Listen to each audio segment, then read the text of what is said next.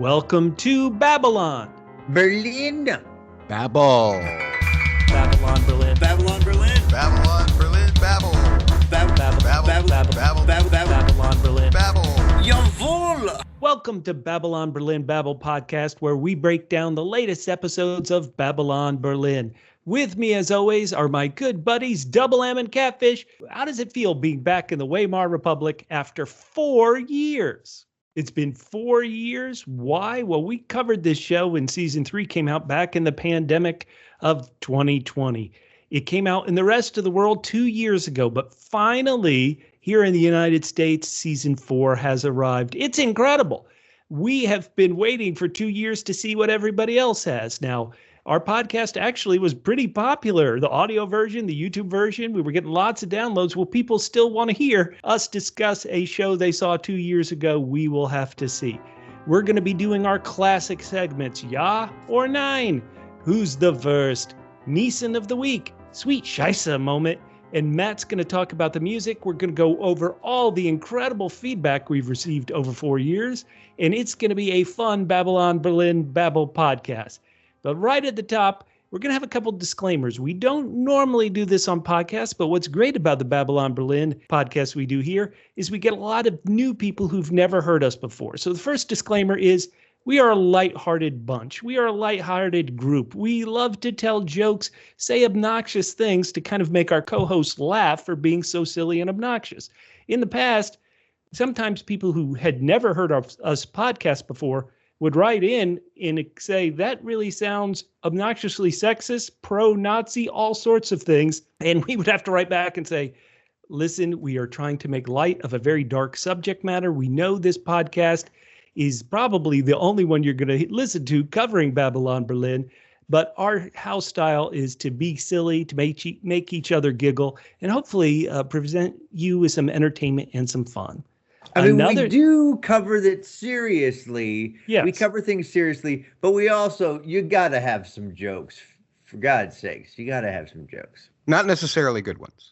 That's No, I'm not promising that. No, dear Lord, no. The second disclaimer is a lot of our feedback is from listeners who tell us they're in Europe and they love to call us the History Ignorant podcast. Yes. Now, I like to say we are in the United States, and not that the United States doesn't cover the period in Germany between World War I and World War II, but like the rest of the world, the United States was going through the Great Depression. So we have a lot of history that we needed to focus on in home when we're in our educational system. So some of the real life characters who appear in this season, like Heinrich Brüning, who's the German Center Party politician who was Chancellor of Germany at this specific time, or Walter Stennes, who's the leader of the Nazi Party in Berlin at this time. We've talked about Ernest the Buddha Gnat, the police chief of the murder department there, and lawyer Hans Litten. These are characters who maybe you've learned about in history, but if not, don't attack us too bad for being politically ignorant. And let's say for some of these characters, you don't want to Google what happens to them because you're going to spoil some of season 4. So everybody, we're going to try to be as intelligent about the history as we can, but know that in some ways it's good we're a bit ignorant because we're going to get some serious shocks this season is how I feel. I am so glad that I have an excuse for my ignorance. I don't want to be spoiled. Well, the other thing is, folks, remember that we do have the Wikipedia pages open. We're just not necessarily reading them. Or comprehending. We read but don't comprehend. So we're going to get in and do some fun. Hey, this podcast is covering the first 4 episodes of season 4. Step out now if you don't want to be spoiled about the first 4 episodes of Babylon Berlin season 4, because we're going to discuss them in depth in our usual silly ways. We like to start off by rating this section of episodes. Each panelist is going to rate the episodes out of 10. Let's go to you first, Catfish. What rating are you going to give these first 4 episodes? All right, well, first, let me say this. Yeah. As the only person on this podcast of German descent, I am appropriately giving it the double S scale. That's right. I'm making it SS. Ooh. Yeah, the double S. Now, look, there is a term that is a very well-known German term that we don't know in America, okay? And so I'm gonna just give my rating first. I'm putting this on the story Sprung der High scale. Okay. What does that mean? Well, as people in German, they say it all the time. Sprung der High means jumped the shark. So I'm putting this on the story Sprung der High. I'm giving it 6 Sprung der Highs out of 10. Story Sprung der Highs out of 10. We're in America. I'm watching this show. It's July 4th. I'm supposed to be watching a hot dog eating contest. Instead, I'm watching a damn endless dance contest. I don't even know why that's a thing. We got shenanigans with Nyssen's Ladies Diamond. I still have no idea what's going on with the crazy doctor. They've been doing this for years, dealing with this doctor. What is his ultimate goal? We haven't found that out. Does this have to be a mystery that lasts the entire? Is this like what the island is on Lost? Like, well, why can't we find out what the heck this doctor's really doing? And then we add on another group, the Double G's. Double G's. Yeah, the gloved gang. I don't know what these guys are doing. Maybe they're real. Maybe they're historical. But I got to say, I'm close to giving season 4 a 9 altogether. And I don't mean 9 out of 10. I mean as in 9. So those are my feelings about the first 4 episodes of Babylon Berlin season 4. Catfish. Whoa, 6 out of 10. Let's go to you, Double M, Matt Murdoch. What is your rating for the first 4 episodes of season 4? Well, as you guys know, and as I've demonstrated time and time again, I can't give anything below a 7 ever. So I didn't want to go too much higher than a 7 for these first 4. I went with 8 out of 10. Originally, I considered double M's. Double M's? Magnificent music, because all of the music, we had old themes coming back. We had great performances of some standards that we all know and some new songs that we should love. Well, new to us. They've been out for 3 years now. The soundtrack came out a long time ago, but just wonderful music. Then I got to really thinking about these episodes, and my rating stayed the same at 8 out of 10, but I had to change it to triple T's. Triple T's? Yeah, Toni truck traumas. It was that dark. The whole idea of starting something off with a dream when you know it's a dream, it's like, why? I don't have any idea. There was nothing shocking about that at all. The fact Charlotte's makeup was the way it was, I was just kind of like, well, that's going to happen because she was standing out in the middle of the street. There was no shock in that at all. And for the most part, I spent the majority of these 4 episodes having to remember, oh yeah, okay, I think I remember that guy. Oh yeah, I remember that guy. And then, as Catfish says, all of these stories are piling on top. I just couldn't go any higher than an 8, which is going to be higher than any of your guys's, I'm sure. But for me, that's low. That's only 1 above my absolute bottom. But as always, you're wrong. I'm giving these first 4 episodes 9 double D's out of 10. Double D's? Delightful Deutschlanders. I was like you. I was thrown into the mix. I think I know this story and these characters pretty well, but even me watching these first 4 episodes, I had to suddenly be like, wait, what is that again? What do we know about this person again? It all did come back to me where I was like, oh yeah. And it is crazy. It is so much, too much going on. But I love these characters after spending, I'm trying to do the math real quick. We've spent 28 hours with them, seasons 1 through season 3. I think I care about all of them. I'm interested in all of them. And the one thing that the dense plotting and the spread out sprawling plotting made me think of was how I felt watching season 1. Season 1 of Babylon Berlin, admittedly, that's the train car storyline, and it had to be resolved over 16 episodes. But the great thing about that is that it really did kind of have a wide starting point. And then when it all came together at the train car, it really was magical, the end of season 2. Somehow, I'm not sure they'll be able to stick the landing, but somehow by spreading out and going so wide and being so confusing and so dense and so sprawling, there's a part of me that thinks, boy, this is a lot like season 1. If they can get it all to come together like they did in the train car storyline, got everything to come together, this could be a great, great season. It'll be interesting to see. This is going to be more difficult than the train car storyline just because there are actual more characters that we're following and care about. but I think it does have great potential. So 9 out of 10 from me, 8 out of 10 from Matt, 6 out of 10 for Catfish. We like to say here on the Double P Podcast Network, who cares what we think? We want to know what you think. You guys have given us great feedback over these 4 years. We're going to go over some of it in a bit, but always you can reach out to us on social media. That's Twitter, Instagram, Threads, Facebook, YouTube at Double PHQ. That's the word double, the single letter P for podcast, HQ for headquarters at Double PHQ to tell us what you think. Hey, if you're watching this on YouTube, go down in the comments and let us know what you think.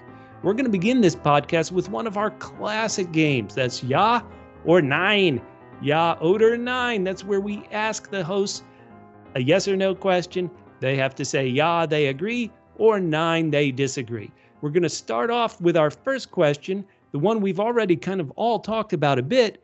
Season 4 has too many storylines going to keep track of everything. Ja oder Nein. Double M, you're up first. Well, I know that I said, like Catfish said, too many storylines. But in actuality, some of the storylines are so good for me. Like, I love the boxing storyline. Unlike Catfish, I am kind of intrigued by this whole white hand thing because I feel like I might learn something. Not that these people were good, but just learn something about the fact that this happened. I'm going to say 9. I'm going to say that there are too many stories that we can enjoy. And therefore, it's going to be great to see how they all get whittled down in the end, like you said, Bubba. Wow. All right, Catfish, too many storylines. Ja oder Nein? It is a big, big ja for me. I already kind of spoiled my answer to this question. You know, another thing about it is, I mean, we've got all these storylines going. Let's spend more time with this. I feel like even though I guess it was kind of an enjoyable sidetrack, like that dance competition ended up being ultimately pointless in the whole thing. Instead, let's spend more time with these stories, I guess. Fair enough. Listeners, we want to know from you. Too many storylines over these first 4? Once again, if you're on YouTube, go down in the comments, let us know. Hey, give us a like, subscribe if this is the type of talk you're interested in. Subscribe if you're on audio podcast. What about you, Bubba? Are you ja oder Nein on this first question? Well, again, for me, I would say through 4, I'm okay with it. So I'm going to say 9. The storylines are okay. I might, at the end of the season, if they don't kind of all congeal into a great ending, I may agree. But for right now, I'm going to say 9. At the end, if you say ja, will you agree that I was right all along? Boy, there's always a first for everything, Catfish. So let's see. Let's see if we get there. All righty. Question 2. We always do 9 questions in Ja oder Nein. Question 2. In the shock of all shocks, mini Wurst winner Moritz is perhaps moving away from the Hitler Youth and the Nazis. And is it possible that mini Wurst is turning to the good guy side? Ja oder Nein? Catfish, you're up first. I'm going to say ja, Bubba. We just don't have enough time for him to turn and then turn back again. You never know, though. Those damn Germans. I can only say that because I'm part German. Double M, what do you think? Is Moritz, Helga's son, is he going to turn to the good guy side or is he going to revert back to the Hitler Youth? What do you think? Catfish, I am so surprised by your lack of faith in Moritz's core values. His core values, well, this guy, he's just got a thing for a girl. These things come and go at his age.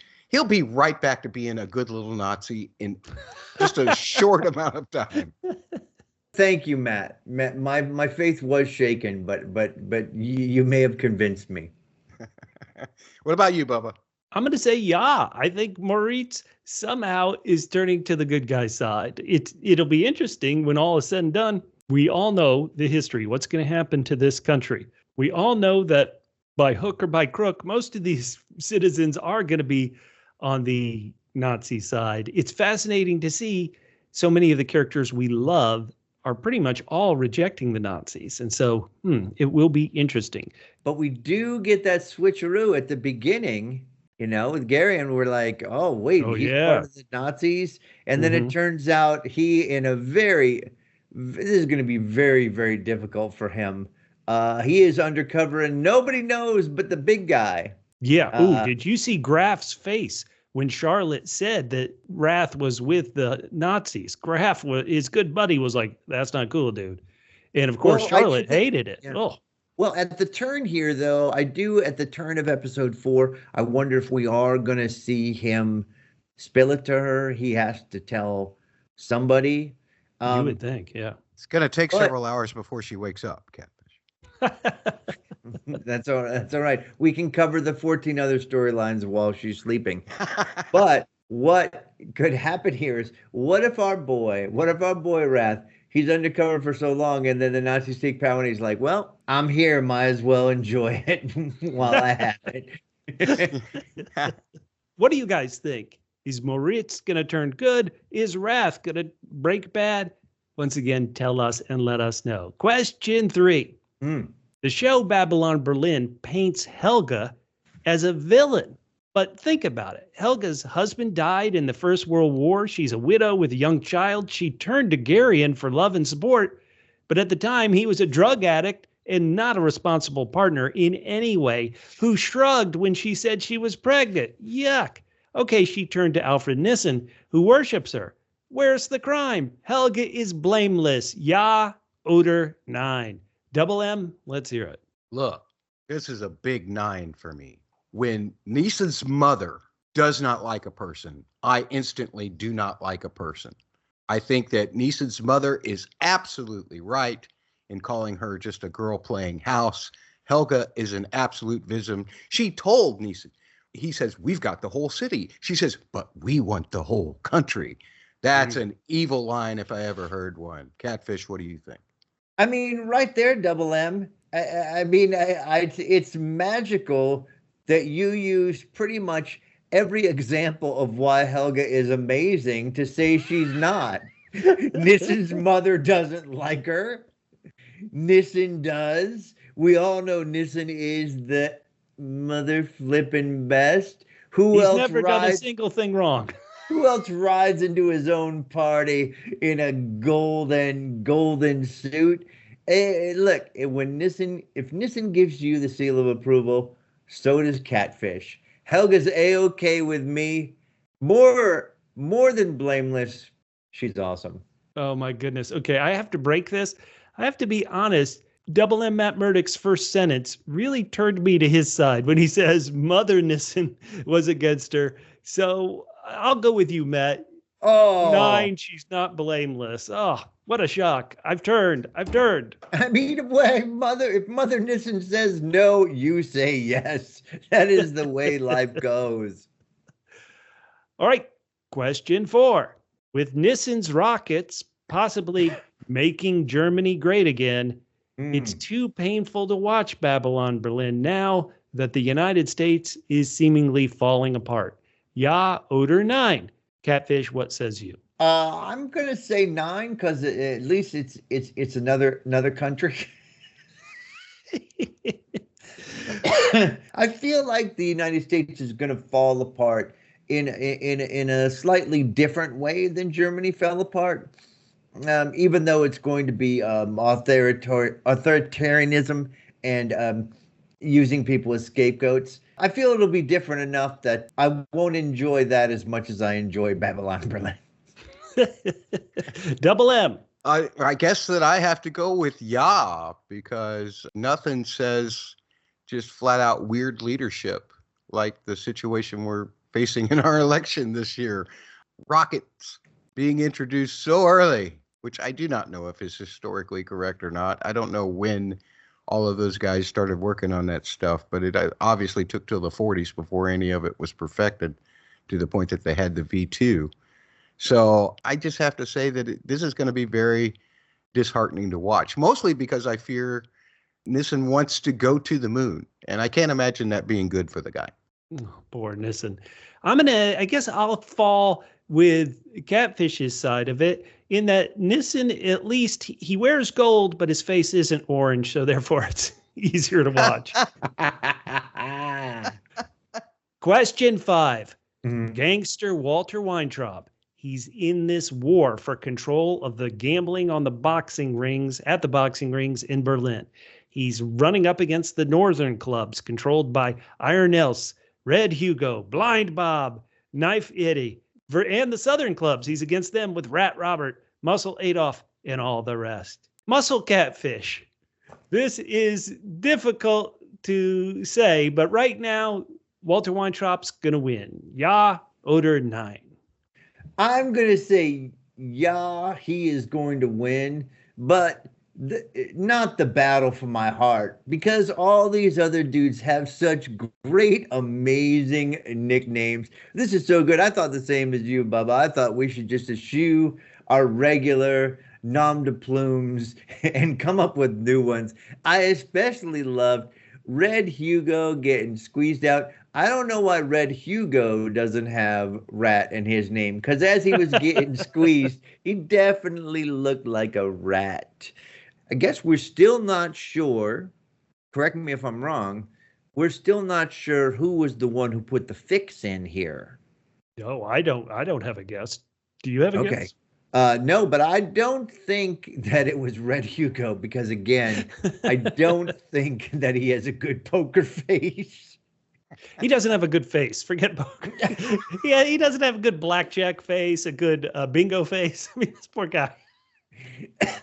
Good mirror face. Let's go to Blind Matt. Blind Matt, what do you got for us? Is Weintraub going to win, yes or no? That's perfect for me, the way that I not perceive anything out of episodes that you guys do. I guess I got to go, yeah. And here's why. I do have a theory as to who is doing all of this, since we haven't seen him in these first 4 episodes. I believe that someone is coming back from the dead to save this story. My theory is, and I know that some of you may be thinking that I'm thinking of someone obvious, someone whose grave we've already seen. But no, I'm saying that Bruno Walter is coming back to save this storyline. There are so many storylines. The only hero who can solve this is Bruno Walter. And, you know, Bruno likes a good little take every once in a while. So I'm figuring that Walter's going to just kind of pay him off a little bit. And then Walter's going to be good in business on top of all of these guys like me, Blind Matt. Rabba. You know, speaking of poor betting, all of the listeners on our show who are betting that I'd be the first one to bring up Bruno, they are wrong. They lost their money. He would have the best nickname, Burnt Bruno, Blown Up Bruno, if he comes back from the dead. All right. Bruno nice the Bird. Nice Bubba. What do you think? I think this will be interesting because, I mean, once again, these storylines are dense, but I'm pretty sure we have a scene where Walter Weintraub's right-hand man, that little kind of short, skinny guy, goes to the mysterious person in the car and kind of gives them money and implies that Walter Weintraub's right-hand man is in on this scam. So if he wins, he's going to have to overcome, you know, an enemy in the house. So right now, how about this? I'll say 9. I don't think Walter Weintraub will win. Well, not only that, he's got to pay off about, 640,000 Deutschmarks? He's got a long hill to climb. Yeah. No, sorry, not about 60. Yeah. He needs who is after Bruce Willis in Pulp Fiction? You know, when you're told to take a dive, take a dive. When you're told to win. I mean, hey. Okay, now for question 6, we have a question which Double M Matt Murdoch has actually already answered in one of his 2-year-old musical podcasts about Babylon Berlin season 4. So this one, Catfish and I can do, and then we've got a special version for Double M. So Catfish and I will answer the question. The Mocha Efti Esther sung version of Ein Tag Wie Gold is better than the one that was performed at the Nyssen mansion where the actual singer, Max Rabba, sang. The Esther version is better, Catfish. Ja oder nein? Well, first I want to say this proves that Nyssen has the power, right? Oh, yes. I mean, this is the hit of the moment, and he's got the actual dude performing it. At his New Year's Eve party. Wow. Yes. I will say Esther is better. Yeah, I will say Esther's version is better only because the actual singer's face had zero expression during the entire singing of the song. And honest to God, listening to it was more enjoyable than watching him perform it, because it felt like he was going to fall asleep at any time. And like he was a 70-year-old rocker, that this was his one hit from when he was 16 and he's been playing it on tour for 54 years. So I'm going to say hers is better. Yeah. I'm going with his, but only because, Catfish, it sounds so good. You're right. He didn't move. He was like barely moving his head, but I thought maybe he thought Nyssen has so much money. If I do anything wrong, I'm going to be killed. Look, guys, he was just in the musical zone, man. He was letting the music channel through him. You have to be in that kind of state in order to be able to let that really happen. You mean narcotic? Or exactly. Yes. Okay, yes. okay. Yes. Okay. All right. Well, Double M, because you've already answered this on a podcast, everybody check your podcast feed, check YouTube, and you'll see Matt break them down. We got a question for you, Matt, and that is the best version of Three Little Words you've ever heard the one that we hear on Babylon Berlin after this heist scene at Nissen's?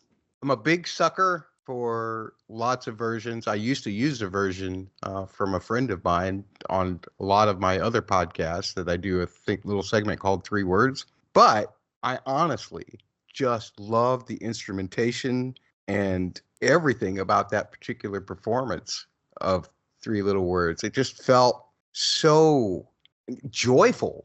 A lot of the versions out there are just kind of cool in terms of, they either swing along real fast or they have kind of even a lilt to them. This had that womp to it. It had that almost a Dixieland kind of influence to it, which would still be around in the 30s. And so I just felt it was an appropriate, time appropriate, and wonderful performance. So I'm going to go with that.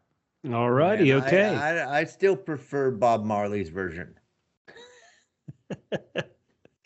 All righty. Hey. Little birds. That's 3 Little Birds, Matt Murdock. That was a musical joke for you. Hey, I'm doing the reggae stuff here right now. Oh, boy. All righty. Question 7. Now, this one may be only applicable to everybody here in North America who watches this show, Babylon Berlin, no longer on Netflix, but now on something called MHZ Choice or MHZ Choice. So is the dubbed version, meaning you hear English actors reading the words over the mouths, is the dubbed version of season 4 even worse than the dubbed version was on Netflix? It sometimes sounds like it's AI. Oder Nein. Double M, let's have you go first this time. Is the dubbed version on MHZ Choice even worse? Look, I want to be specific that all of us here tend to prefer hearing the actual voices of the actual actors and the translated subtitles. That's the way that we prefer to consume this show. That being said, over the course of the last 4 seasons, or what I've had available to me of season 4 so far, I have also gone back and watched the episodes again with their dubbed versions. And I thought nothing could be worse than the Netflix first 3 seasons of dubbed versions, where you could select it all within the same episode. Right. MHZ has these 2 separate feeds. So you have a feed with just the subtitled version, English subtitle, and you have a feed with the English dubbed. And you have the option of pulling up the English subtitles there too. I swear to God, it sounds AI. I swear to God, this season 4, it's either, and Catfish, no offense to actors. I love all voice actors and everything. But these performances were so terrible, so uninformed as to what we were seeing on the screen, how that dialogue would match up. And I'm not talking about lip syncing. I'm just talking about the emotion of it, that I just couldn't think that it was anything but somebody typing the text into a computer and the computer making the voice sometimes. It's awful to me. And I understand if you don't like doing the whole subtitle thing, that's your only option. I just feel terrible for fans who that is really their only option, especially when they're paying as much as they are a month for it. That's how you feel, Matt. Let's go to Catfish. Well, my answer is kinda anung. No idea. I do not listen to the dubbed versions. I can't watch dubbed versions of anything. Sometimes Amazon has a movie and I'm like, oh, this is great. I want to watch this movie. And I go and they don't even have the subtitled version available with the regular in its native language, and I can't watch it. I've never been able to watch subtitles. I've never been able to listen to dubs. Matt, your offense is not taken. You know, they did not spend a lot of money or time dubbing these things. They don't get the best people, and they don't work on it. And so it's just, like you said, it just takes you completely out of it. It's not just bad, you know, the bad acting is bad enough, but when you add that on top of the intentions not even lining up with the intentions emotionally, it is a mess. Yeah. Listen, if they're not hiring the best people, I want to say I am available. I will happily do this. Everybody knows my voice work is incredible. Bubba, your eye work is the best, Bubba. Your eye work is the best. So really, you need to be on screen. Let me say this too, Matt. I'm going 9 to this answer, but only for Charlotte. I thought the Charlotte voice, the American English dubbed Charlotte voice on Netflix, was the worst thing I'd ever heard. So while I could see you saying that the dub version here on MHZ Choice is worse as a whole, no, not for me, because the person doing Charlotte is minuscule amounts better than the Netflix Charlotte voice. That was tough, man. Yeah, I agree, actually, on that one. All right, here we go. Finally, some yawing here. All right, we got 2 more questions here in Ya Oder Nein. Question 8. The ferret killing the wolf in Dr. Schmidt's lab was the most ridiculous thing this show has ever done. Ya Oder Nein. Catfish, you're up first. Well, Bubba, I'm just going to comment on season 4. That's the only one I can remember. I'm going to say yes. Yeah, this is the most ridiculous thing the show has done this season. This is, again, we've had this mad scientist doctor, at least since season 2. Yep. We still have no idea what he's doing. He was treating our main character for a while. We don't know what, maybe just getting him off drugs. Does he have a deeper thing? We're just setting him up for, like, this is going to be one of the guys that does these crazy experiments. It's a Nazi. Like, what's going on with this whole storyline? It's all nuts. Double M, ferret killing the wolf is the most ridiculous thing. Ya or Nein? Catfish, I respect your opinion. I love your opinion, but you're completely wrong, and here's why. Right. Whoa. The most ridiculous thing this show has ever done is kill the greatest character in this show, and that is Bruno Walter. To kill Bruno Walter is the most ridiculous thing. Why would you destroy a show by killing its most important character? I was floored.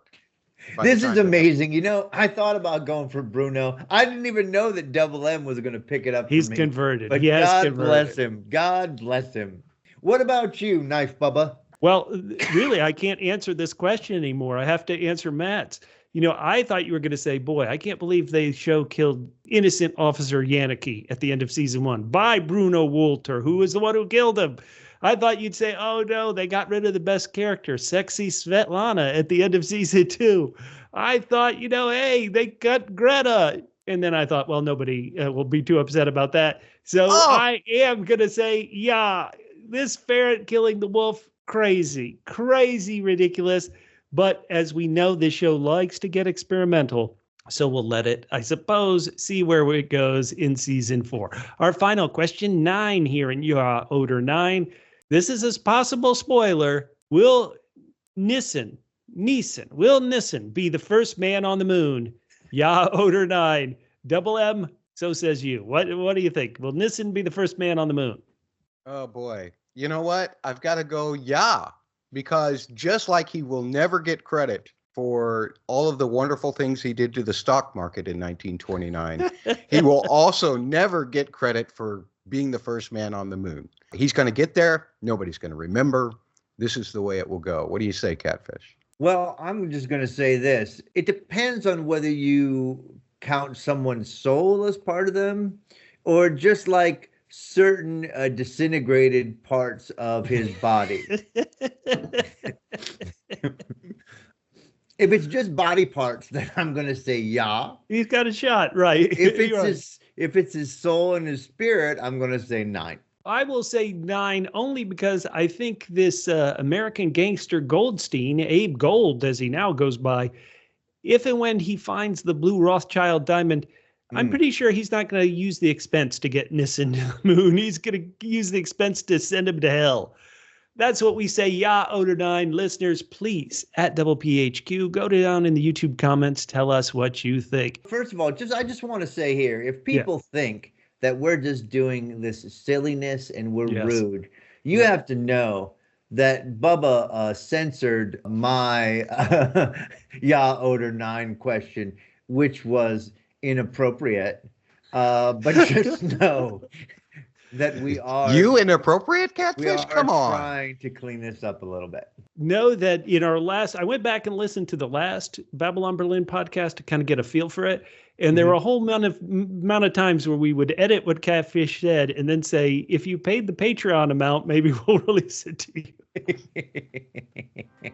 Guys, it's time for the classic German game show, Who's the Worst?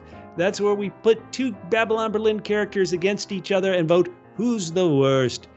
Guys, here we go. Who will be named the worst of season 4's first 4 episodes? We've got cheating plotter, communist sympathizer Malu Seegers versus broke, bitter, mustache-wearing murder police chief Baum. Malu is cheating and two-timing Scarface Wendt, while police chief Baum hated Charlotte, got her fired, but then stole the evidence and sold it because if you remember at the end of season 3, he lost all his money in the stock market crash. Who's the worst? Let's go to you first, Catfish. Who's the worst, Malu Seegers or policeman Baum? Bubba, I just want to ask, is this one the 1 versus 16? Because this one is easy. Easy. I mean, who put Latte on the street? It was Baum. He's the one that put her on the street. Our delicious, and I say it with all true sincerity, delicious Malu Seegers is just, look, she's got a plan. You could say she's cheating. She's not cheating. She's being a spy. So, I mean, don't give her a hard time for, you know, stepping out with a different guy. It's her damn job. All right. And she does it well. Thank you. It's obviously Baum, who is just a horrible human being. Put our girl Latte on the street, made her dance for, I don't know, 2 days when she gave up at the last minute. Thank you for that storyline. So for me, Baum. What about you? You just explained it to me, Catfish. All my ex-girlfriends were spies. That's why. That's what it was, Bubba. All right, let's go. Double M. Who's the worst? Malu Seegers or murder mustache-wearing Baum?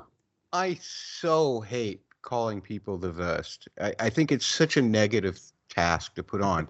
So rather than, you know, argue for why the person I think is worse, I think that I would rather just, whenever Catfish says one, I'll just float the positives about his character. Baum is just a guy from the 1930s, a very typical guy from the 1930s, who finds it totally unacceptable that a woman should have a position at a job that men normally do. I mean, even in America, women have only gotten the right to vote like a decade before. He knows what is expected of that office, and therefore, by default, Malu is worse. Oh, man, Malu, worst. Double M, know that I love you. I love you putting the positive spin on mustache-wearing murder policeman Bob, who, let's be honest, has a wife and kid, maybe 2 kids. Wasn't one of his kids, like his kid was in a wheelchair or something, and they were up on the 2nd or 3rd floor, and he's like, hey, when I make money in the stock market, we'll be able to get an apartment on the ground floor.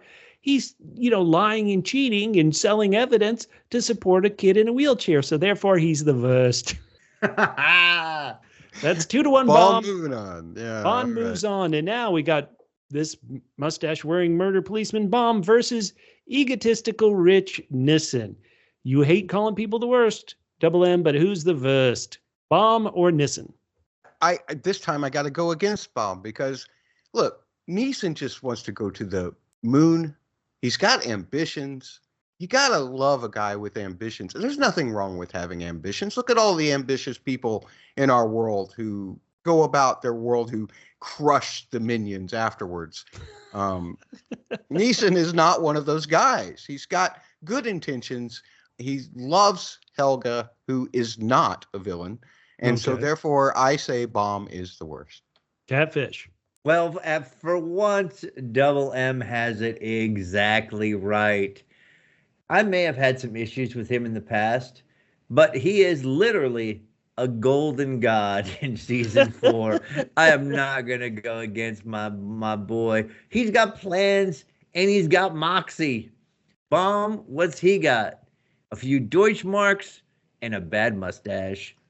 Bomb is still the worst.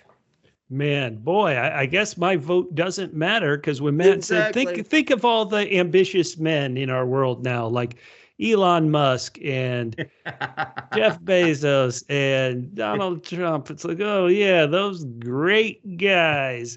I'm voting for Nyssen, but bomb. That's 2-0 so far. So now, hey, bomb versus the dirty cop who killed the kid Benny, who killed Toni's friend Benny by stepping on his ankles and making him fall off the department store.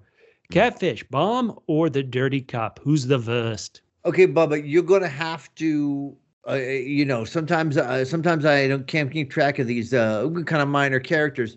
Didn't we see the guy who stepped on the hands get got in episode 4? Technically, no. That was a different dirty cop from the same precinct, but the guy who Moritz killed was not specifically the one who stepped on Benny's hands. Well, I'm still going to go with Bomb as the worst. Bomb hasn't killed any. I mean, he's bad, but he hasn't killed anybody, Catfish. Okay, but why is Bomb worse? Did you see why Bomb's worse? I mean, Lottie almost died from that dance contest. He almost killed her. I don't like the look of his mustache, and until further notice, until he comes up with someone with a worst mustache, I'm still going to go with him as the worst. Double M. I have to go with Catfish on this. I can't go against it. A cop has to make a living. That's all he's trying to do. Make a living. And sometimes when you're trying to make a living, you have to take care of details, Bubba. Sometimes making a living, how can he afford to live in a depression on a mere cop salary? Give this guy a break. He's just trying to do his thing. I just want to jump in here and remind you, Matt, that the other one also stole, but in the process of that killed a kid. I still want you to stay on my side, but I want to make sure that you're I'm talking about your guy. I'm talking about the fact that Bomb's the worst is who I'm talking about. This other cop, you guys never listen to me. You just let me ramble and then argue. You're like this cop who stole this stuff. How are we supposed to know which one? Wait, hold on. No. I was understanding you, Matt, but I just wanted to be clear that you're saying this one cop stole one piece and caused Lottie to get fired. And the other cop, they ended up stealing a lot of stuff and also killed the kid. So I'm with you. I just want you to understand all that before you decide which cop is more heroic to you. Well, yes, exactly. I'm telling you that this lower cop, not Bomb, not the detective, has to make a living. And sometimes you have to take care of some extra details when you're living in a depression. Remember, a depression is a time of desperation. And this cop would not normally do these kinds of things. I'm almost completely certain. And that's why Bomb is the worst. Oh, my gosh. I'm voting for the cop who killed Benny. And to be honest, Toni being part of the Rat Pack is not thrilling me with her on the road. But you guys keep pushing Bomb. Is Bomb going to sweep this? This is incredible. So it's Bomb versus Dr. Schmidt. He seemingly brainwashed his brother. Because if Dr. Schmidt is his brother, as we found out at the end of season 2, he's not a good father to Moritz in any way. He hasn't revealed to Helga or Moritz he's still alive. Who's the worst, Bomb or Dr. Schmidt? Matt, you're up first.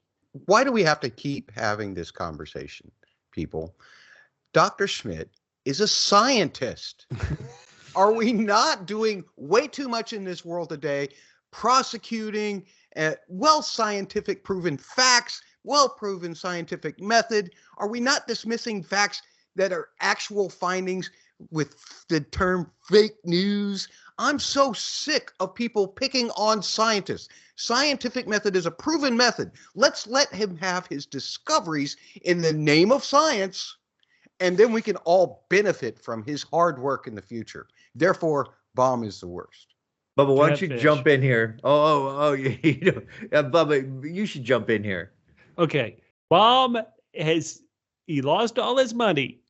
He stole a stopwatch and he got the woman he didn't like fired. These are terrible, terrible things. They are. However, let's say Dr. Schmidt did help many people recover from their injuries and drug addictions after World War I. Yeah. And therefore, he's the worst. He's having ferrets kill wolves. He's injecting you with crazy drugs. He's brainwashed his brother, Gereon Rath. Dr. Schmidt, Anno, I'm pretty sure is his first name, the worst. Catfish. Let's hear it. Bubba? Yeah. We have had some horrible things happen to us. Yes. As humans over the years. Yes. So many different Black Death and diseases that have swept around the world. Who has stopped us from getting those diseases anymore? Scientists who may have teetered on the edge of some ethical issues. Okay. Dr. Schmidt is a hero, and so therefore, Bomb is the worst. I don't know how this is possible. Okay, Bomb is going for broke here. We're Bomb versus Scarface Wendt. Now he's making a run. Now it isn't this season, but to remind our listeners, in case they forgot, Scarface Wendt was behind the Benda murder back at the end of season 2. Yeah. He wanted when he took Benda's office after he had him killed, he said, fumigate this office. He used Greta's child to keep her from testifying against the Nazis. Then he killed his collaborators. He's the one who killed Fritz and Otto. And that's why he's currently in this struggle versus SA leader Stennes. Who's the worst, Bomb or Colonel Commandant Wendt? Catfish, you're up first. Wow. This is a tough one. Because as you said earlier, yes, Wendt, he's being I can't think of the word for it right now, but he's being cheated on by someone he cares for very, very much. You're the one who brought this up and how horrible that it was. And so I feel for him. Yes. I mean, I'm also jealous, but I feel for him. He has that beautiful scene with the young kid in the restaurant where he sees right through him. He's like, I can tell you're being hostile, when that kid seemed the sweetest kid I've ever seen in my entire life. He sees through him. The kid still admires him. He's a hero. Okay. So Bomb is obviously the worst in this situation. Matt, you're going to be the tiebreaker. Okay. First, I must preface my argument with kind of a spoiler warning for some movies that are exceeding 40 years old now. That's how responsible I am. Sure. But all of us in this podcast, we're old enough to remember the very first run of the Star Wars saga and how much we hated and feared Darth Vader in what they now call episodes 4 and 5. Sure. But if you stick around till episode 6, you see he's not such a bad guy after all. Oh, no. And therefore, I say that as much as we fear and hate Wendt, we have to wait and just pump the brakes on calling him the worst until we get to the end of this story. I mean, here's a people who he's a hero who has saved people, as stated by, what's his name? He's taking time out of his private parlor sessions to visit or to allow people, relatives of brave soldiers, to buy him, and he buys them beers, he talks to them, and even when he knows they're actually betraying them. That to me is magnanimous, and therefore he is a role model for the men in their youth. This guy is a gem. Wendt is the best. Bomb is the worst. Listeners, you might skip forward about 4 minutes as we finish up this series, the way this is going. So who's the worst? Okay, this will really test our panelists. So we've got real life historical figure, Berlin SA leader Walter Stennes.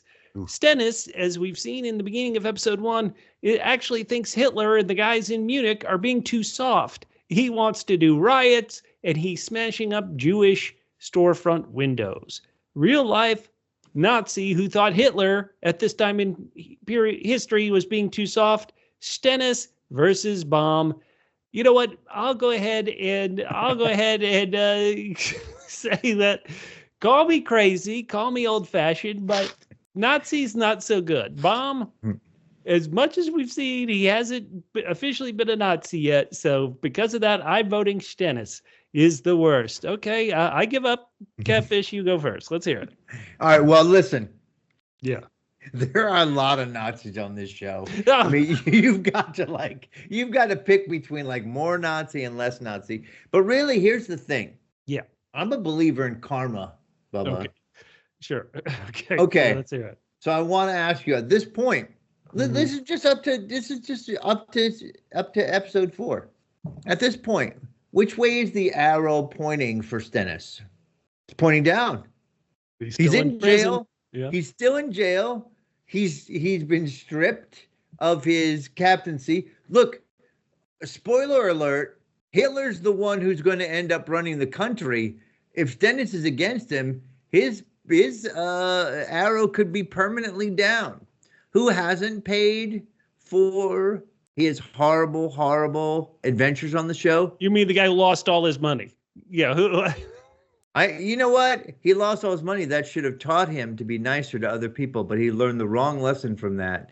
And so he kicked out Latte. He sold it. That is my boy. Bomb is still the worst, even against Stennes. Double M, go ahead and give me a heart attack. Go ahead and give me a tumor in my brain. Yeah. Who's the worst? Look, Nazis are terrible. I think we can all agree on that. Okay, we got it. Okay, a vote for Stennes. Stennes, not unlike Moritz, probably had a really rough life as a kid.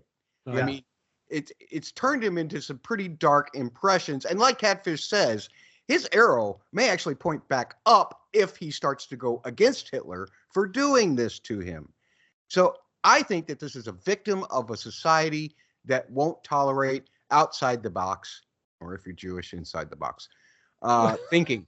So let's give Stennes a break, see what he does against. Give him a break. I want to say goodbye to all the listeners who've already unsubscribed. Sorry for my dark humor. All right, so believe it or not, there's one other character. He's a winner? No, there's another character. No, there's one other character. Okay. And this was our winner of the worst, who's the worst, in season 1. It's Mortician Rudy. Now, you're like, Rudy, how in the world did he ever win Who's the Worst? Well, back in season 1. Well, maybe it went the way this one's going. Yes. Young officer Janicki had a crush on Charlotte, and he told his friend Rudy, hey, I've got a crush on Charlotte. Rudy perceived to totally jump in line and flirt with Charlotte and steal her away from young crushing Officer Stephen Janicki. So, Rudy, is there any way that Mortician Rudy, who admittedly doesn't show up until near the end of that dance contest for his girlfriend Charlotte, any chance that Rudy is worse than Bomb? Matt, I'll let you go first on this one. Considering the situation of Lottie and Rudy, it's hard for me to separate objective thinking from the fact that I just don't like the fact that this guy is with her. Oh, good. We got a chance here. All right, let's go. However, you don't leave a girl in a lurch when she has no money, when she has very little possibility of finding a new partner in minutes. It just so happens that her apartment mate stumbled in, and you saw how long he lasted. He was not very good for most of the dance competition. In fact, I would have disqualified him for just standing there half the time while she was dancing. Rudy, you just can't leave Lottie in a lurch like that. It's bad enough that you're spending some extra time with her now, right after, Gereon was dead to her. Yep. But this is absolutely the worst. Rudy, you're not her boyfriend. Stay away from her. You're the worst. Whoa, Catfish. That's one vote for Rudy over Bomb. Who's the worst? I can't believe we've gotten to this point And somehow, after defeating all these people who are objectively horrible people, that Baum might lose to Rudy. Rudy, what is he? He's a sweet dude.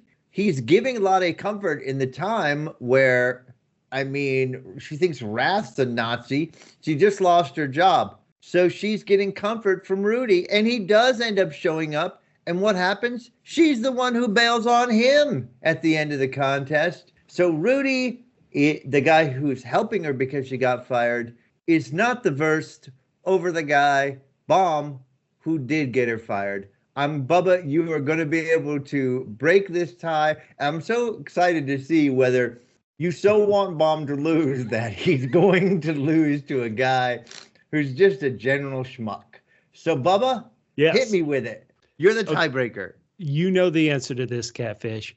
Currently, Rudy is kind of like friends with benefits with Charlotte, and I'm not. Therefore, Rudy's the worst. Now, wait a minute, because I think I actually started my argument in favor of Baum, and then I kind of flipped it, and therefore, we should just throw this one out and just claim that Baum's the first. I can't believe with all these characters, Rudy is now a 2-time winner of Who's the Worst. How did this happen? Well, okay, now we've gone so long, we don't have a full time for the mini-verse edition, but I'll say we've got Esther's singing kids in the car. We've got angry, hateful sister Toni. We've got Hitler Youth, but willing to kill cops, Moritz, and of course the mean street urchins who kicked Toni out of the gang. So real quickly, everybody, what is your vote for Who's the Worst of this mini edition? Catfish, who you got? I have got Toni because she's so ungrateful. And also, Matt may have thought that it was a dream, and I could tell that it was probably a dream too. But I was disappointed when it wasn't true that she had been mown down by a truck. Yeah, that's his vote. Mini-verse to me. That's his vote for mini-verse. Who you got, Double M? Darn it, Catfish, you stole my candidate because Toni is just absolutely the worst. She got that kid killed with that whole thing. If she hadn't been dallying around with candies and everything, they might have gotten out of there faster.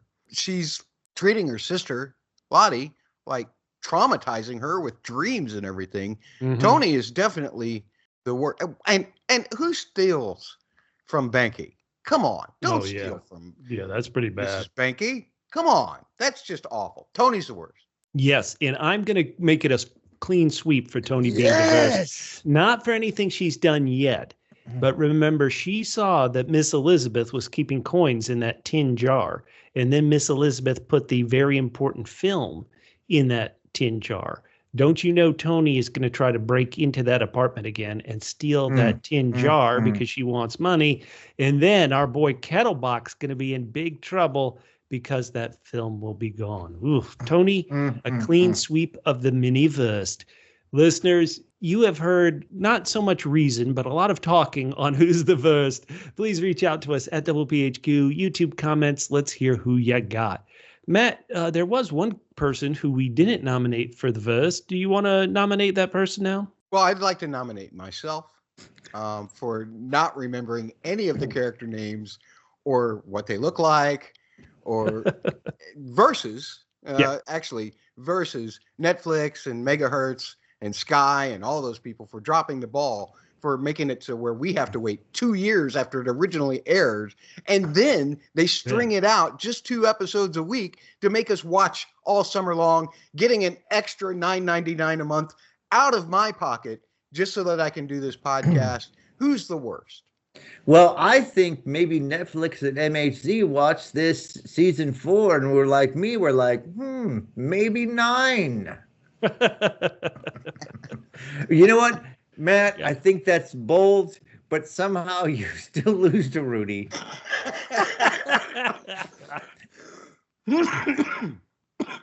Okay, guys, let's go ahead and real quickly touch on some of the storylines we actually didn't touch in any of our games. One of them we didn't touch too much, mainly because the story really hasn't kicked off too much. This 4th season is based on the 3rd book here in this book series about Gereon and Charlotte. And so the 3rd book is titled Goldstein, after, once again, this American gangster, Abe Gold, as he now has branded himself, who wants this diamond of his family back. Do you guys have anything you want to talk about real quick about Helga, Nyssen, Mother Nyssen, the Jewish uncle to Goldstein? Any thoughts about this, or is it still too early in the story to have a thought? Well, I just would like to say that I think it's very brave of Goldstein to get a Russian spy to admit that he's a spy. Yeah. And then have the wherewithal to be very cloak and dagger about what he's doing, except to say, I'm going to fix this. Here's a guy who rejects the guy who gave him the line on it, though. Yeah. I understand this older guy who just wants this thing, its riches, to be part of the community. But Gold may end up being a candidate for the Wurst later on in this series. Yes, depending what he does to Nyssen to get that blue Rothschild diamond back. Catfish, I agree. You want to say? I agree. Abe does not seem like the soft American, and even though we've only seen him a little bit, he does not seem like a guy who messes around. He seems like real serious business. All righty. Exactly. Another storyline we haven't talked about too much is the mob war in Berlin, the boxing storyline. There's this dead councilman who's Ausschläger, who gives out, kind of licenses for you to have gambling at your boxing establishment. And one thing, if you really haven't been paying attention or can't remember 4 years ago when this aired in the United States, Charlotte, we found out at the end of season 3, even though there were hints way back actually in season 1, Charlotte has the same mother as her two sisters, but she had a different father. And at the end of season 3, Charlotte found out that she has a half-brother through her father. Who was that half-brother? It's a real-life person from Germany at this time. Boxer Ruki Trollman is Charlotte's secret half-brother. And in fact, Ruki Trollman is in that scene where Walter is watching them box. Not the fixed fight, but the kind of sparring match where Rath was talking to Walter Weintraub. Sure enough, one of the boxers up on the thing was Ruki Trollman, this real-life person. Somebody called him, it might have been Walter Weintraub, called Trollman a strapping gypsy. We've got certainly a whole lot going on. I can only speak for myself and say I always loved the Armenian. I always thought he was a villain, but always kind of an intriguing villain. I was for the Armenian. He's a gangster. And as we all know, he fed somebody his own tongue. That person came back to destroy and kill a lot of people and cause him financial ruin. So much is going on. Any thoughts, guys, on the boxing storyline that we haven't talked about yet? Catfish, anything you want to say? Well, I mean, it is kind of a mystery, right? Who is it? The same person who killed this this public servant who was living large in the New Year's to cause trouble? Is he the same person is this the same person who fixed the fight? Who is trying to destabilize these gangsters? Oh, yeah, that is a great way to say it. Double M, any thoughts on the boxing storyline? Only that I feel like it gave us a great opportunity to really extend that Wie Gold song, by continuing to have people show up and hand in envelopes. Yeah. I love that. And again, I feel like that there is some destabilization going on, just like Catfish said, and I think I know who. And his name starts with a B. Oh, just man. wait, people. Just Here wait. we go. Okay, now, a storyline that, once again, there's so many storylines, it really hasn't done much, but it feels like there's an ongoing storyline with the press in Berlin at this time. Graf's boyfriend, who I'm not even sure we ever really knew his name before. We know he gave a terrible review to Esther's movie, but his boyfriend's name is Fred Jacobi. And Jacobi, his paper, Tempo, went out of business, and now he's trying to get a job writing somewhere, and it looks like he could be writing for the Nazi Party. Meanwhile, the press person we've been following since the beginning is the reporter Katelbach. He's still with Miss Elisabeth. And lawyer Litton, who tried to defend Greta in season 3, is now trying to defend Katelbach in his upcoming trial. He's being accused of publishing documents that showed Germany had arms, which they weren't allowed to have after World War I. And we know Miss Elisabeth helped him get those documents. Any thoughts on what's going to happen with Katelbach, Miss Elisabeth? And I'll just go first, and I'd say I really worry for Katelbach. He's always been a wonderful character. He's been there since season 1.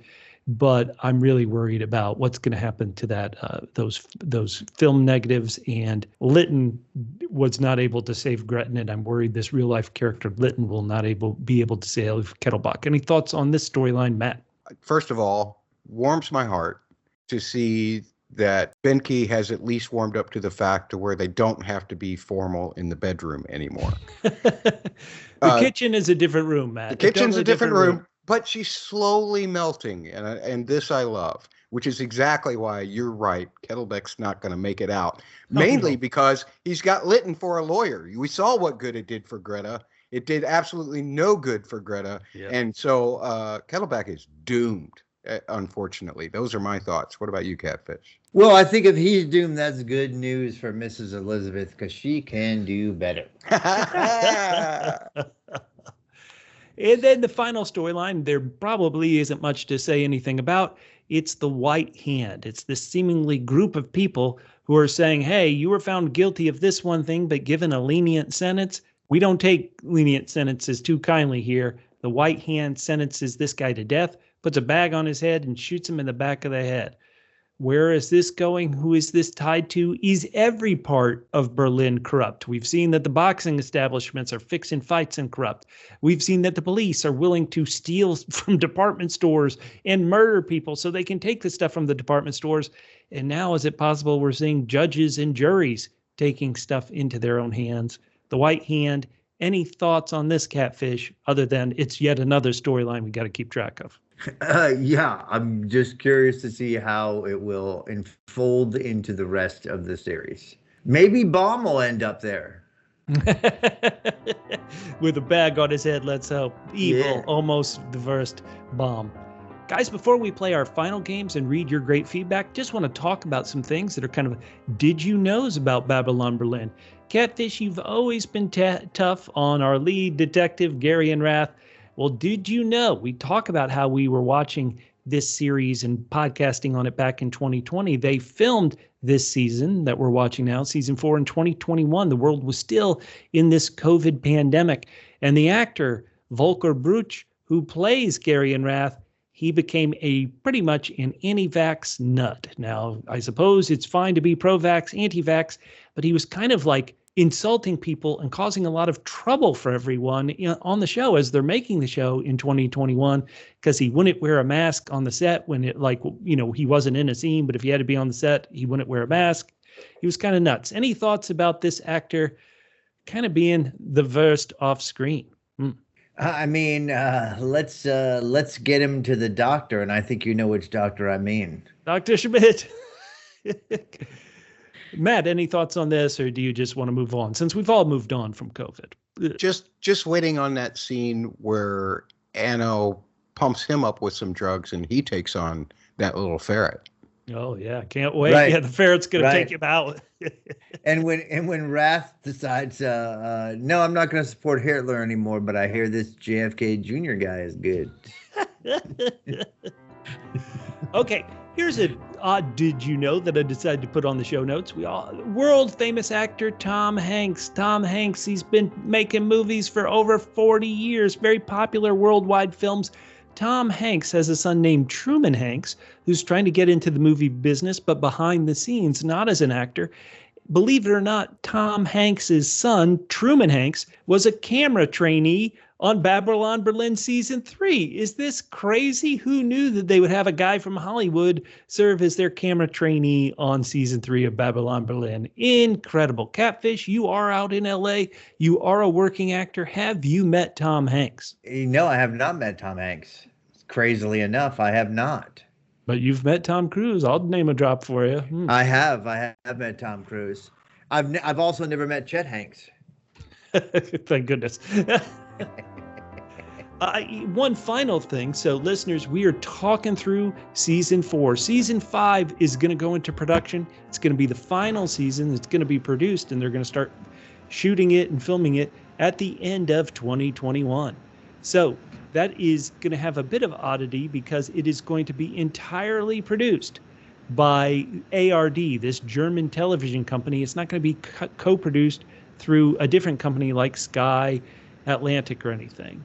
Well, I'm just thinking, are we going to have to wait another 6 years before we actually get to see season 5? Yeah, MHZ Choice. Let's get it here. All right. We're going to play a couple more games, everybody, before we get to your feedback. These are games Catfish created. In our earlier version, it was the Bruno Woolter of the week.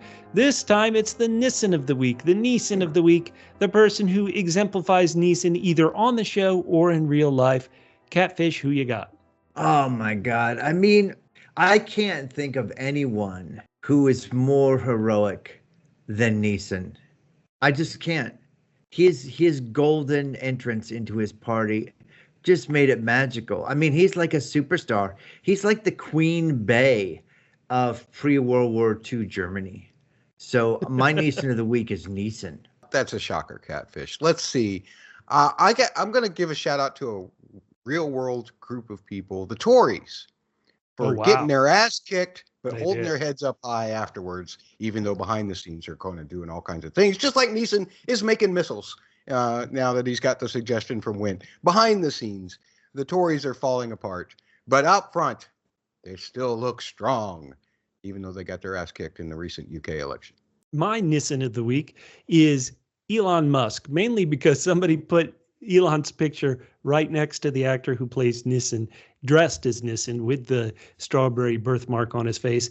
And you would not be surprised how close they look. And so Elon Musk, a true, wonderful South African who we all wish had stayed in South Africa, is my Nyssen of the week. We have the sweet scheisse moment. That's a moment that, makes you exclaim out, sweet scheisse. Catfish, who you got? Bubba, yeah. I've got to give it to Malu when she was having her private time. And she disrobed. I'm sorry, I'm still a red-blooded man. And I said, sweet scheisse. Double M. My sweet scheisse. I hadn't really thought about this, guys. I guess I'm going to have to go with the fact that the professional dancer won the dancing contest. Yeah. I was so certain that Charlotte was going to win this. And when she bombed out, I did not yell out a sweet scheisse with delight, but rather with horror. Double M, that is great. And what's funny is you've determined who my sweet scheisse moment. Like you, I'm watching the episode, and when I see bomb in what Charlotte's doing, I wrote in the show notes, I was like, oh no, Charlotte's going to get caught. She's going to be fired. And then moments later, she was. So that should have been my sweet scheisse moment. But instead, one thing I didn't see coming at all, I saw Moritz going into Toni, and I bet Moritz is going to tell Toni, hey, get out of here. The Hitler Youth is coming for you. But when he stabbed that cop in the back, I did say, sweet scheisse, holy smokes, Moritz. I was positive you were the example of innocence turned evil. The fact that you still have some good in you, Moritz, I can't believe it. Hey, Double M, it is time for your musical analysis. Why don't you set up what you're going to be talking about this week? Look, so many great themes returned and everything, but there was one particular moment in the first episode that I really focused on for this week's musical moment. I loved the fact that during the SA starting to riot in the middle of town, that Klimek and Tikwer did this wonderful piece of music that is truly a triple T double F. Triple T double F. Double F. Yes, a textbook tension that feels fresh. Oh man, that is totally a triple T double F. Let's hear it. I am always so impressed by the work of Johnny Klimek and Tom Tikwer because they continue to use textbook ways of creating tension and release, but at the same time, it feels fresh. And that's partially because of the timbres that they use, combining synths and orchestral instruments, and of course, all of the blend of the sound of the times as well. But today, I really want to talk about the way that they just use every device in the book to create tension.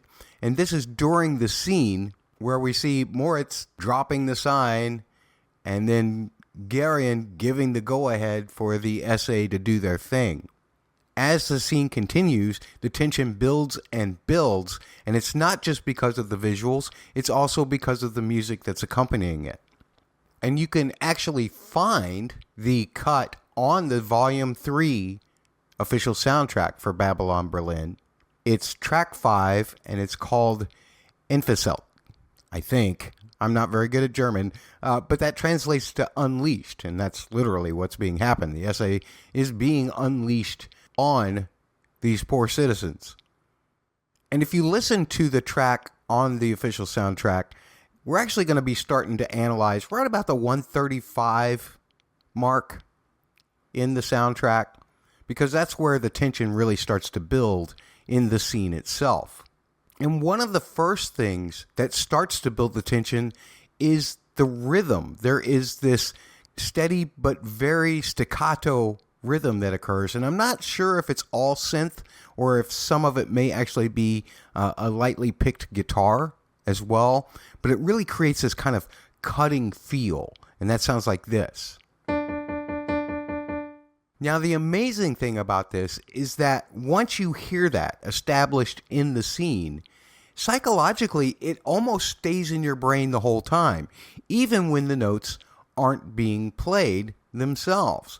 It just kind of lingers with you. And that's because when we start to hear subdivisions, that really starts to amp up our body. And when our body starts to amp up, our brain is listening and it holds on to that.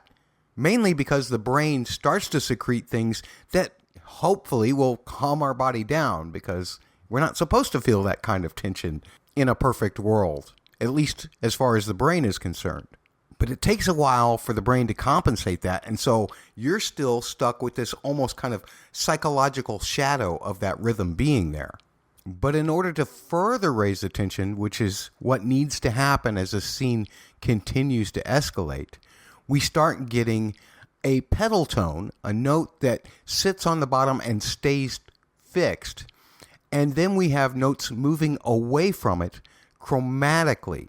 And what happens there is chromatic tension is always higher than diatonic tension. What do I mean by that? Chromatic tension moves by half steps.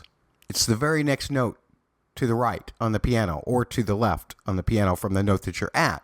Whereas diatonic stays within a scale, and scales help give us familiarity and thus a little more ease sometimes.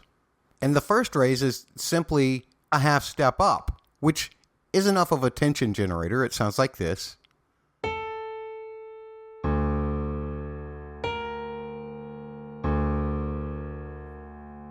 And the phrase actually repeats again, as if you didn't get it the first time. But then it extends to more notes. After the second time those notes are played, now we get it even higher. And this creates even more tension.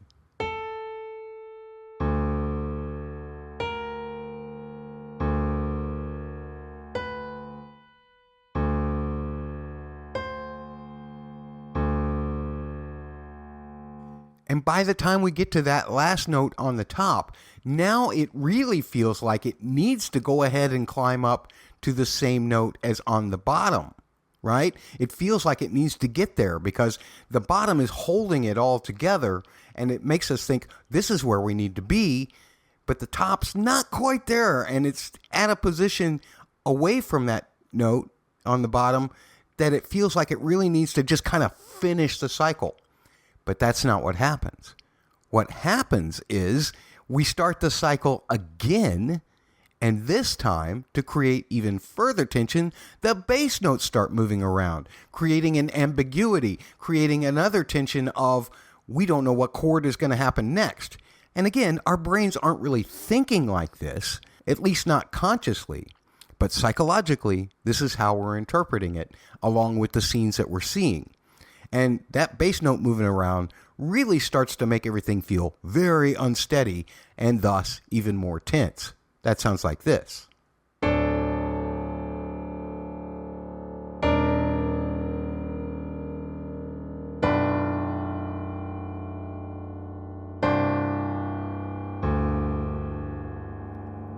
So that's really tense there.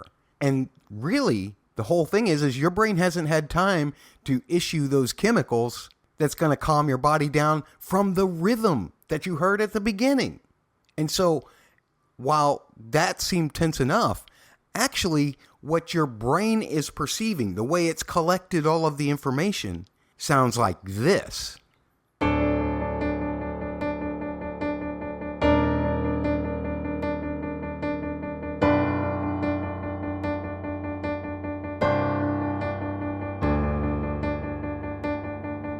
And that is even more tense, right? I mean, it's just incredibly intense there. And we're seeing people being hurt. We're seeing basically evil happening. So all of that combined creates tension. Again, Klimek and Tickworth didn't do anything that hasn't been done hundreds of times in film. But it just always feels so raw and fresh when they do it. And again, that could be to the timbres that they choose, or the meters that they choose, because some of these notes go longer than others, or even the sound design, like what kind of virtual room you're hearing the music in. Is it dry? Does it have a lot of reverb? Does it feel like it's in a tall ceiling? Does it feel like it's in the open air where sound actually dies, except when it's bouncing off buildings? All of these things are considered by these two gentlemen, and I cannot applaud them enough for it. But that's all I've got for this time around for Babylon Berlin. Let's get back to our conversation with Bubba and Catfish. Oh, thank you, Double M. Brilliant as always. You know, Double M, you've been giving us some musical moments on the Star Wars show that we're covering now, The Acolyte. And I got to say, a couple of weeks ago, you really did some brilliant work. Since then, it's been good, but a couple of weeks ago, great.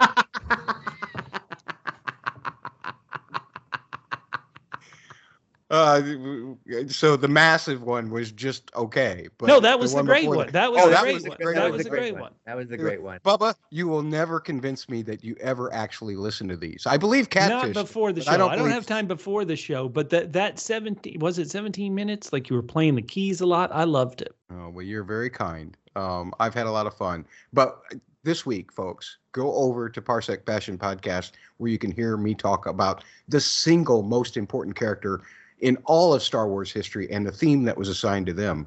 Actually, back in episode 4, but Incredible. We've heard it multiple times. Hey, listeners, it has been 4 years since we've done a podcast. I haven't included all your feedback because we have so much, but I've tried to pull a bunch out that will hopefully get us ready for the next 4 episodes we're going to cover on the next podcast. We got this feedback from Cat Black Mountain, who wrote, I have seen season 4, and I saw it last year here in Germany, and I did like it. It is not the best season, but it is indeed very watchable still.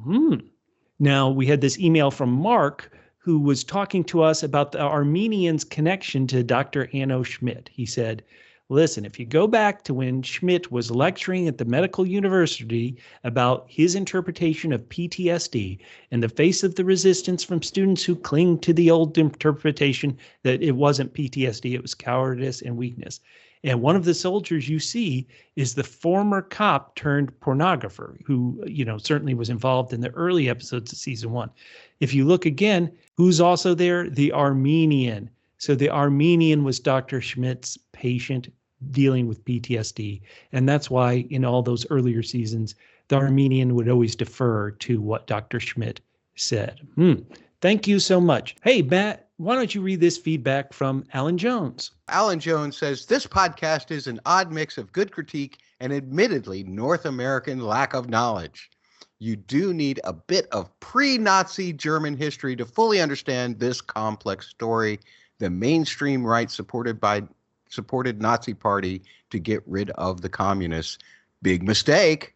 Big mistake. We had Vance with 2 A's, that's 3 A's, VAANCE on YouTube, who gave us lots of comments. He said when he finished season 3, episode 4, he felt like this historical show had turned into a detective show. But then after he finished all the episodes, he said, boy, after binging all of them, I feel empty. Vance, I hope you got this season 4 2 years ago and didn't feel empty like we did. We felt empty for a long time. Holly Schick says, thank you so much for explaining the train story. I keep rewatching Babylon Berlin to try and catch things I don't understand, but I could never figure out the whole train story until Double P Media. Amazing. Thank you so much. Wanda wrote, hey, I finally saw the last episode of season 3 last night, so I came over immediately to listen to the Babylon Berlin Babble podcast. I have to agree that Wendt is the worst. The only happy moment for Wanda in the entire season was seeing Wendt's smirk wiped off his face when he realized he didn't get the job he wanted. She wrote, now this is so smart, she wrote after season 3, it looked like Stennes has got Wendt's number now. So good. She says she does have a question. Weintraub was not the phantom killer dressed up in the mask and hoodie in season 3, but at the very beginning of season 3, what was he doing during that 45 minutes when he left Vera alone and blindfolded in the car? And that leads to Anna, who commented, hey, Weintraub, what was he doing? It looked like he was skimming some money off the top from the Armenian. And so she said, is it possible that even though the Weintraub had a relationship with Esther, the Armenian's wife, that he was also stealing and getting some money for himself too? Ooh, thank you for this great feedback. Alex Millar says, just finished binging this. Thank God I found this pod to counter the void it's left. Hopefully not long until season 4. When was this written, Bubba? Because they may have been waiting a long time. Yeah, many years ago. Andrew says, hey, my sweet Shisa is where to begin. Probably in the bowels of the police archives where what Graf is and what they did to him. Oh, my goodness gracious. He said, listen, I don't give a Schmidt about Dr. Anno Schmidt. He says, Charlotte is a good German. And 2 jobs maximum, unlike Anno, who Catfish kept saying had too many jobs in season 3. Hey, look at this next bit of feedback we also got from Boogie Matt about your infamous Save Them from the Nazis game. Oh, we did. We put out a little game. I don't remember which season we did that for, but we put out this game where you had squares and you had to put a certain amount of money, use all of your money in order to save certain people. And Buggy put on Lottie $5. Total crush on her and her virtues were discussed here at length. Katelbach $4. I just have a thing for proper journalists. Excellent. Ooh. Malu $2. Smart and classy. I wonder what they think of Malu now. Ganat $1. Best of the police officers and a decent dude. Toni $3. To cheer Lottie. Boo. I actually don't think that much for her, but we needed someone for the $3 tier. I'd rather take Walter than Greta to this game you picked. Alexander wrote, hi, greetings from Germany. I enjoy listening to your podcast. Oh, thank you so much. He said he believes, interestingly, the show is more successful outside of Germany than inside of Germany. He thinks Babylon Berlin is a big hit in the UK. Tadsta with 2 A's says, thanks for your entertaining podcast, guys. Keep it up. Greetings from Germany. A German listener listening to an American podcast. Hopefully we don't offend you too much. That's all I got. Hopefully, please. Finally, we got this feedback from Dieter, who said, I'm German. My father was from a family of Prussian knights in the Berlin area. My father was an officer in the Third Reich's army. He died when I was 8. In families of birth, there is no pseudo-reality for kids. Things are made clear as is. I'm now 72, and I was taught that the quote-unquote stories have one relevance only, and that's to form the future. It's funny to hear non-Germans presenting what happened in Berlin those days. This podcast is well-produced and harmless, entertaining compared with what went on. Well, thank you, Dieter. I hope that's a compliment. So great to have all these German listeners.